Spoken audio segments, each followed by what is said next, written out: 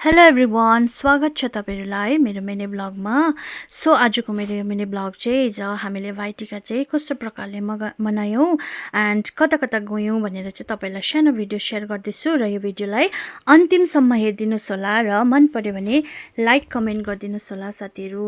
हामी चाहिँ घरमा लगाइसकेपछि चाहिँ हिँड्यौँ तल दिदीको घरतिर। अन्त दिदीको घरमा जाँदाखेरि चाहिँ धानबारी छ नि त, अन्त मेरो छोरा पनि हिँड्नु सक्ने भइसकेको छ। अन्त हिँडेर जाँदैछौँ र हामी दिदीको घरमा पुगिसक्यौँ साथीहरू। अन्त दिदीको घरमा पुग्दा चाहिँ अलरेडी दिदीको दाजुहरूलाई दिदीले सक्नु भएको रहेछ टिका।